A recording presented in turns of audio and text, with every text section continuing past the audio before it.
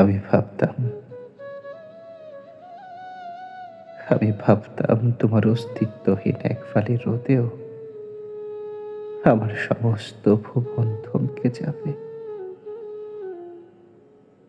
ভেবেছিলাম তোমার কণ্ঠের আওয়াজ না পেলে এই প্রাণ দরিয়ার সাগরে ভাসবে না।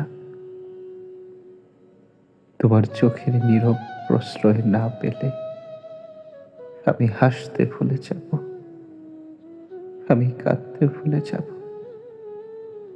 আমি নিজেকে ভালোবাসতে ভুলে যাব। সুখ নামের সোনার হরিণটা শুধু তোমার হাতের মুঠোয় বন্দি, আর আমি এক চিরকাল তৃষ্ণার্ত চাতক। সে ছিল এক অদ্ভুত মোহ, এক আদিম ঘোর, যেখানে আমার প্রতিটা শ্বাস প্রশ্বাসের হিসেব ছিল তোমার নামে। তোমার অবহেলার তীক্ষ্ণ তীর যখন বুকে বিঁধল, আমার সমস্ত আকাশ এক লহমায় ভেঙে পড়ল।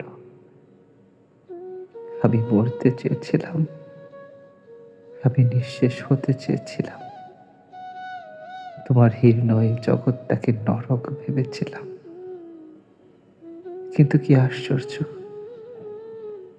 পৃথিবীটা স্থির হয়ে দাঁড়িয়ে থাকেনি। নদী তার আপন গতিতে বয়ে গেছে, পাখিরা গাইতে থাকেনি তাদের গান।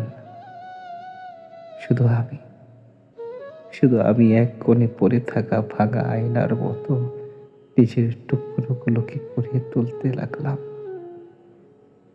আজ আজ অনেক দূর পেরিয়ে এসে আমি বুঝতে পারি, সবে ছিল মায়া, এক নিপুণ ছলনা। দিন পার হয়, মাস পার হয়, বছর পেরিয়ে যায়। তোমার সাথে আমার আর কথা হয় না। অথচ অথচ আমি দিব্যি বেঁচে আছি। কিংবা কিংবা তুমি, আমি কেউ কারো খবর রাখি না। কাল ভদ্রেও মনে পড়ে না তোমার কথা। তবু তবু আমার জীবনে কোনো অভাব নেই, কোনো শূন্যতা নেই। আমি হাসছি, আমি গাইছি, আমি নিজেকে নিয়ে ব্যস্ত। আমার আমার পৃথিবীতে এখন আমি সম্রাজ্ঞী। তোমার অবহেলার পর আমার সমস্ত ভ্রান্ত ধারণা ভেঙে গেছে। আমি এখন জানি, কথা ছাড়াও মানুষ দিব্যি বেঁচে থাকে। ভালো থাকার জন্য তোমার নির্ভরশীলতা অপরিহার্য নয়। ভালোবাসার চেয়ে চেয়েও জীবনে বেঁচে থাকাটাই বেশি জরুরি। আমি জেনেছি আমি স্বয়ং সম্পূর্ণ, আমি স্বাধীন, আমি অজয়। এখন থেকে আমার সমস্ত গান, আমার সমস্ত হাসি, আমার সমস্ত স্বপ্ন শুধু আমার জন্যই হবে।